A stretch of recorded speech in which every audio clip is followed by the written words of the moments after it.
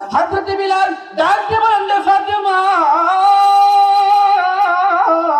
একজন সাহাবী কিনা আল্লাহর হাবিবের পবিত্র দেহ তাকিয়া, পবিত্র পিঠ মুবারক তাকিয়া সাবুকের আঘাত দিয়া বদলা নিবে। আরে ফাতেমা, এই জন্য সাবুকটা নেওয়ার জন্য এসেছি। হযরত ফাতেমা বিলালকে ডাক দিয়ে বললেন, বিলাল তোমাকে তো আমার বাবা অনেক মহব্বত করে। বিলাল, আমার বাবার পিঠের মধ্যে যদি সাবুকের আঘাত দেয়, তুমি ডাকতে যেন আমার বাবার পিঠের মধ্যে সাবুকের আঘাত না নিতে পারে। হযরত বিলাল রাদিয়াল্লাহু তাআলা আনহু সাবুকটা নিয়ে আল্লাহর হাবিবের কাছে এসে বলতেছেন, ওগো নবী, নির্জন নবী কি সাবুকটা নেন। হযরত আক্কাসের কাছে আল্লাহর হাবিব সাবুকটা দিয়ে দিলেন। সাবুকটা দেওয়ার পরে হযরত আক্কাস রাদিয়াল্লাহু তাআলা আনহু আল্লাহর হাবিবের পিঠের পিছনের মধ্যে দাঁড়ায় রইলেন। পিঠের পিছনটা গিয়া সাবুকের আঘাত দিয়ে আঘাতের বদলা নিবে। আমার বন্ধুরা, আল্লাহর হাবিব সাল্লাল্লাহু আলাইহি ওয়াসাল্লামের পিঠের পিছনে যখন সাবুকটা নিয়ে দাঁড়াইছে, এমত অবস্থায় সিদ্দিক আকবর আবু বকর ডাক দিয়ে বলে, আরে আক্কাস রে, আমার নবীরে মারিস না, জানাস না রে আক্কাস, আমার নবীর মা নাই, আমার নবীর বাবা নাই। আমার নবীকে মক্কার কাফেররা কত নির্যাতন করেছে রে আক্কাস, আমার নবীরে মারিস না রে, আমার নবীকে আঘাত করিস না। হযরত আক্কাস কোনো কথা বলে না। হযরত ওমর ফারুক দাঁড়ায় বলে, আরে আক্কাস, যত বদলা নেওয়ার প্রয়োজন হয় আমার পিঠের মধ্যে আঘাত দিয়া বদলা নে, তারপর আল্লাহর হাবিবের পিঠের মধ্যে আঘাত দিয়া বদলা নিস না। আরে আক্কাস, আল্লাহর হাবিবের শরীরের মধ্যে একটা ফুলে ঢুকা পড়ো, সাহাবীরা এটা বরদাস্ত করতে পারবে না। আজকে তুই যদি সাহাবীদের সম্মুখে, আমাদের সম্মুখে আল্লাহর হাবিবের উপর সাবুকের আঘাত দিয়া বদলা নেস, তাহলে সাহাবীদের কলিজাটা ফেটে যাবে, সাহাবীরা বরদাস্ত করতে পারবে না। হযরত বিলাল রাদিয়াল্লাহু তাআলা সাহাবীদেরকে ডাক দিয়ে বলেন, কোথায় রে সাহাবীরা, তোমরা তাড়াতাড়ি আসো, আল্লাহর হাবিব তোমাদেরকে ডাকতেছে। সমস্ত সাহাবায়ে কেরাম আল্লাহর হাবিবের কাছে আসার পরে আল্লাহর হাবিবকে সাহাবীরা ডাকে,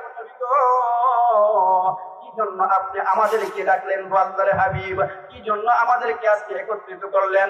আল্লাহর হাবিব ডাক দিয়ে বলেন, সাহাবীরা রে, সাহাবীরা, আমি হয়তো পৃথিবীর মধ্যে আর বেশি দিন থাকতে পারবো না, আমি হয়তো পৃথিবীর জমিন থেকে চলে যাব। আরে সাহাবীরা, আমি যদি পৃথিবীর মধ্যে থাকতে পারবো না, আমার ভয় করতেছে, আমার আখিরাতের ব্যাপারে ভয় করতেছে। আমি কি আসলে এমন কোন মানুষ, যে মানুষকে আমি লাঠির দ্বারা আঘাত করেছিলাম, মুঠির দ্বারা আঘাত করেছিলাম, আমি আমার শরীরের দ্বারা, আমার জবানের দ্বারা আঘাত করেছিলাম, আজকে ঋণ নিয়ে আমি কবরের মধ্যে যাইতে চাই না। কে বলতেছেন? কে বলতেছেন?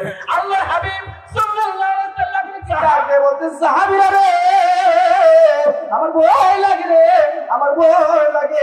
এমন কি কেউ আসলে যাকে আমি আঘাত করেছিলাম, জবান দ্বারা আঘাত করেছিলাম, অথবা আমার কাছে কোনো টাকা পয়সা পাবে, এমন কি কেউ আসলে? কোন সাহাবী কথা বলে না রে। আল্লাহর হাবিব, ওগো নবী, আপনি কি এমন হইতে পারেন যে আপনি আমাদেরকে আঘাত করবেন মুখের দ্বারা?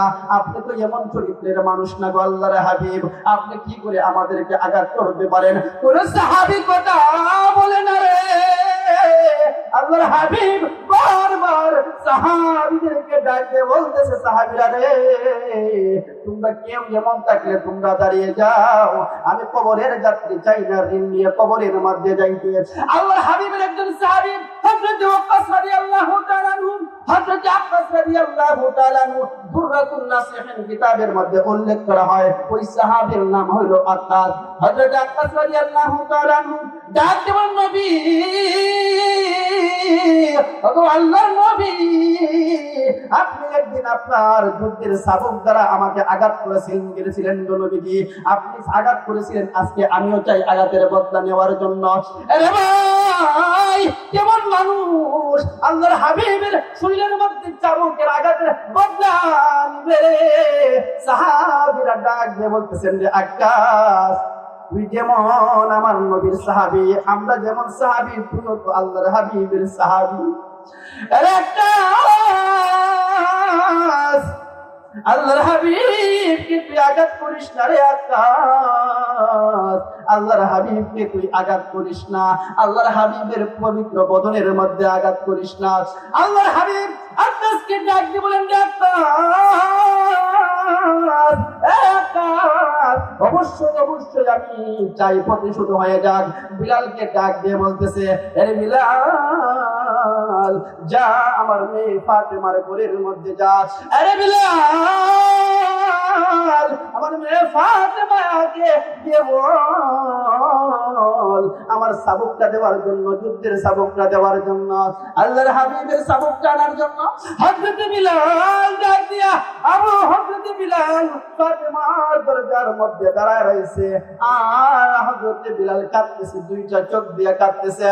হযরত বিলাল বারবার হযরত ফাতেমাকে ডাক দেওয়ার পরে ফাতেমা দরজাটা খুলে দেখে বিলাল কাঁদতেছে।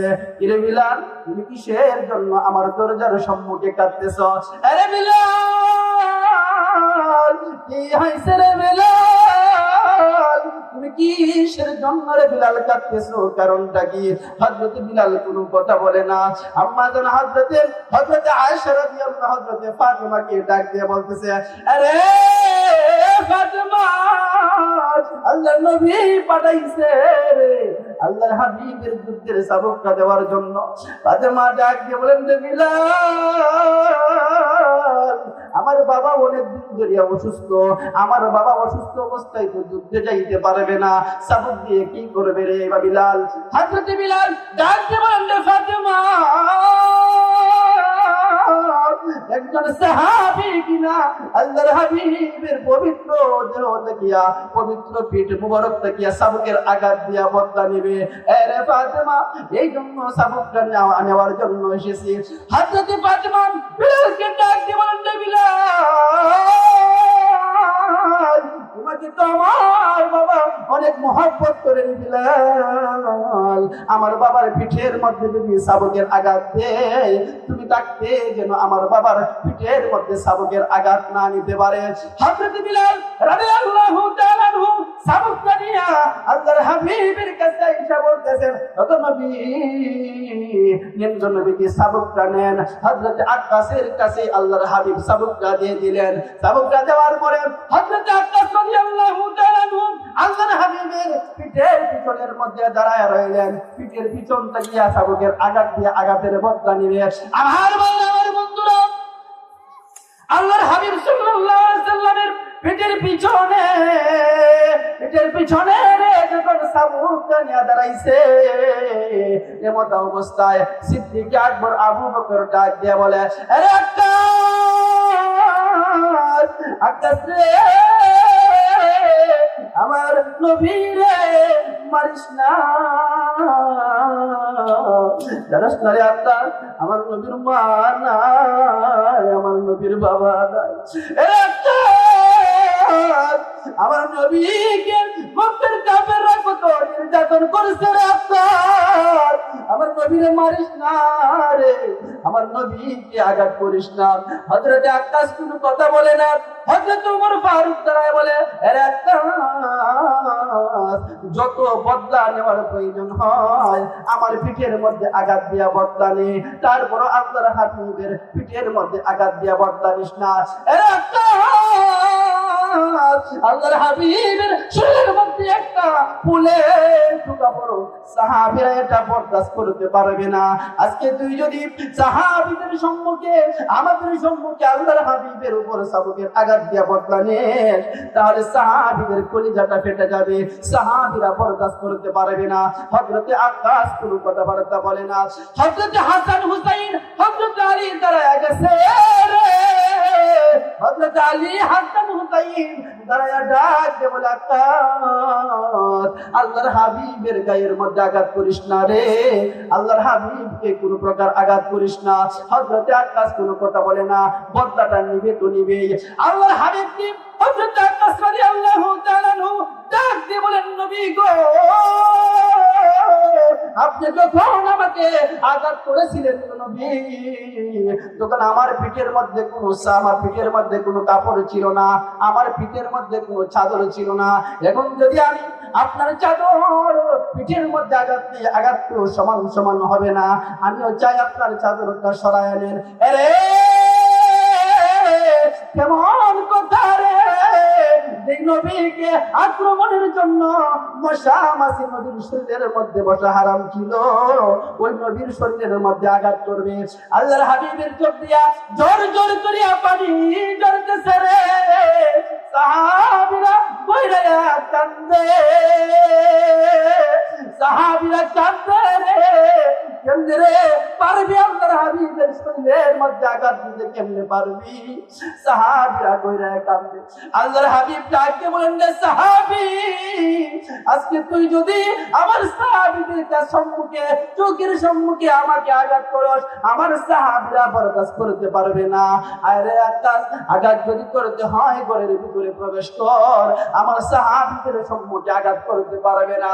আল্লাহর হাবিবকে নিয়ে হযরত আকাশ রাদিয়াল্লাহু তাআলা ঘরের ভিতরে ঢুকছে রে। আল্লাহর হাবিবকে নিয়ে ঘরের ভিতরে ঢুকার পরে আল্লাহর হাবিবের পিঠের পিছনে দাঁড়াইছে। দাঁড়াইয়া আল্লাহর হাবিবের পিঠের মধ্যে একটা মোহরের নবুয়ত ছিল, মোহরের নবুয়তের একটা সিল ছিল। ওই সিলের মধ্যে হযরত আকাশ রাদিয়াল্লাহু তাআলা একটা চুম্বন দিল রে। চুম্বনটা দিয়া জোর জোর করিয়া কান্দে আর বলে, রাসূল, ওগো আল্লাহর নবী, বলেন না গো নবী, কেমনে পারি গো আপনার পবিত্র বদনের মধ্যে আঘাত দিতে, কেমনে পারি? কিন্তু আমার জীবনের 15টা বছর ধরিয়া বড় আশা ছিল, যে আমল করতেছি, ওগো রাসূল, ওগো আল্লাহর নবী, যে আমল করতেছি গো নবী, এমন কোন আমল নাই যে আমল থেকে জাহান্নাম থেকে বাঁচতে পারবো, যে আমল থেকে আমি ফুলসিরাতের পুল পার হইতে পারবো। ওগো আল্লাহর নবী, ওগো আল্লাহর রাসূল, এমন আমল নাই গো যে আমল দ্বারা আমি জাহান্নাম থেকে বাঁচতে পারবো। এই জন্য একটা উসিলা এমন খুঁজতেছি, কোন উসিলা এমন পাওয়া যায় কিনা যে সময়টার মধ্যে আপনার শরীরের সঙ্গে আমি আপনার শরীরকে স্পর্শ করতে পারি। ওগো আল্লাহর নবী, আমি জানি গো, আমি জানি যেই শরীরটা আপনার শরীরকে স্পর্শ করবে, ওই শরীরকে জাহান্নামের আগুন জ্বালাইতে পারবে না। আল্লাহর হাবিব সাল্লাল্লাহু আলাইহি সাল্লাম হযরত আকাশকে ডাক দিলেন, আকাশ, তুই বেহেশতি রে, তুই বেহেশতি, তোকে জাহান্নামের আগুন জ্বালাইতে পারবে না। সাহাবীরা বলতেছেন, কে বেহেশতি, কে বেহেশতি? আল্লাহর নবী ডাক দিয়ে বলেন, সাহাবীরা রে, আমার আকাশ বেহেশতি রে, আমার আকাশ বেহেশতি, ওই আকাশকে জাহান্নামের আগুন জ্বালাইতে পারবে না। তো আমার ভাইরা, আমার বন্ধুরা, যে আল্লাহর নবীজি আল্লাহর দুষ্ট হওয়ার পরেও আল্লাহর নবীজির অন্তরের মধ্যে যেমন ভয়, যে ঋণ নিয়ে কবরের মধ্যে যাইতে চায় না, আল্লাহর নবীজি ঋণ পরিশোধ করিয়া কবরের যাত্রী হইতে চায়। আজকে আমার আপনার অবস্থা হলো, নেটগুলোর সম্পদ মাইয়া আমি আপনি বুড়া হইছি, আমার আপনার যৌবন কাটাইছি, আমার আপনার কবরের যাত্রী হইছি, কিন্তু তারপরেও কবরে যাওয়ার আগে ঈমান পবিত্র করতে পারি না। ঈমানটা তারপর আমরা পবিত্র করতে পারি নাই।